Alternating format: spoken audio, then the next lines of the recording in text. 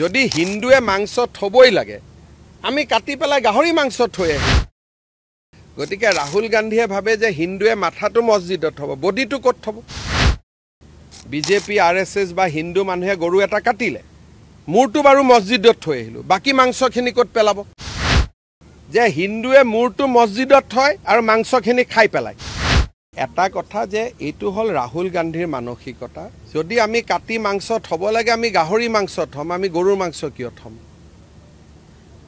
যদি হিন্দুৱে মাংস থবই লাগে আমি কাটি পেলাই গাহৰি মাংস থৈ আহিম, আমি গৰুৰ মাংস কিয় থম? আপোনালোকে কওকচোন।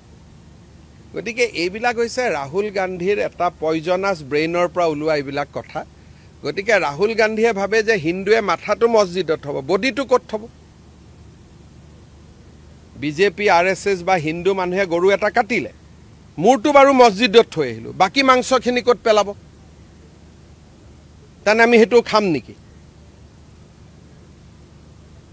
তাৰমানে ইনডাইৰেক্টলি ৰাহুল গান্ধীয়ে কি কৈছে যে হিন্দুৱে মূৰটো মছজিদত থয় আৰু মাংসখিনি খাই পেলায়, সেনেকুৱাইতো হ'ব লাগিব কথাটো। গতিকে ৰাহুল গান্ধী আৰু কংগ্ৰেছক হিন্দু মানুহে যে ঘিণ কৰে, এইবিলাক কাৰণে ঘিণ কৰে। আৰু মই ৰাহুল গান্ধীক ক'ব খোজো যদি থবই লাগে কেতিয়াবা হিন্দুৱে গাহৰি থব।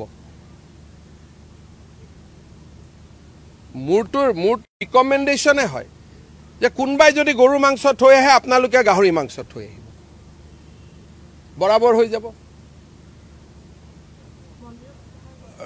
মই ক'লো নহয় যে মন্দিৰত হিন্দুৱে বাৰু মূৰটো থলে, বডিটো ক'ত ৰাখিব?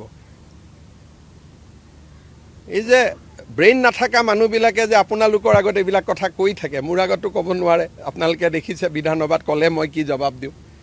আপোনালোকো ক'ৰবাত অলপ অলপ চিম্পেথি হৈ থাকে কাৰণে আপোনালোকে সুধিব নোৱাৰে। আচ্ছা, মাথাটো বাৰু থলে মছজিদত, বডিটো ক'ত থব হিন্দুৱে? হয়নে? আৰু আৰএছএছৰ ইয়াত কোনোবা মানুহ অহা ক'লে যে 50জন মানুহ আহিছে, চবক এৰেষ্ট কৰি দিয়ক, কিন্তু বাংলাদেশৰ পৰা অহাখিনি কি হ'ব সেইটো কওক। সেইটোৰ ওপৰতো একো নকয়। তাৰমানে গোটেই টাৰ্গেটটো হিন্দু, সেইকাৰণে মানুহে বেয়া পায়।